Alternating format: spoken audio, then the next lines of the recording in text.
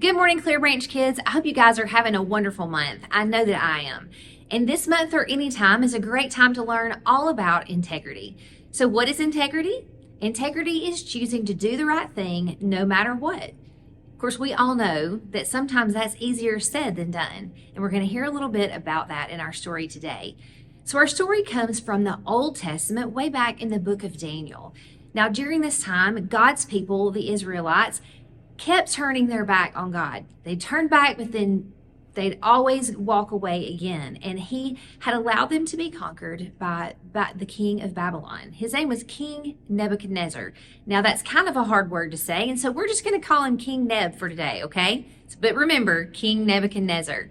He was the leader of this area, and even though the Israelites now had been conquered by them, he got to know one man in particular who was a young Israelite man whose name was Daniel, and then his three friends, Shadrach, Meshach, and Abednego.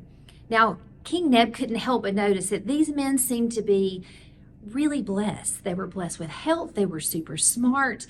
They were charming. They could figure things out. They were just really good guys. And he was so impressed with them that he made Daniel put him in charge of a certain area of Babylon, and his three friends were his helpers in that. Now, not longer after Daniel had taken over this area for King Neb decided he was going to flex his kingly muscles, and he had a statue made of gold built of himself. And then he called everyone around so that they could celebrate the statue. And as a part of the celebration, a messenger stood up and he made the proclamation that every day when they were to hear this signal, a sound of different instruments telling them it was time, that they should all bow down and worship this statue. And so that they could figure out what to do, they decided they would practice it then. Now, this particular day, Daniel was traveling. He wasn't there.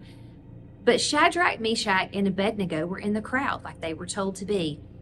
And when the practice sounds came across, when the horns were played, everyone bowed except for Shadrach, Meshach, and Abednego.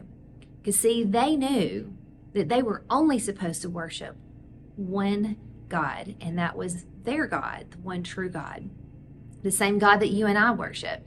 And so they knew that to bow down and to worship this statue of this king would be the absolute wrong thing to do. So they didn't do it.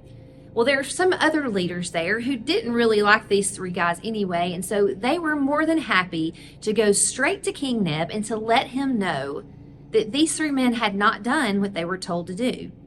Now, remember, King Neb liked these guys, but when he found out that he refused to follow his orders, he was furious. He was so mad that he not only went ahead with the punishment, but he cranked the fiery furnace up 7 times its normal heat.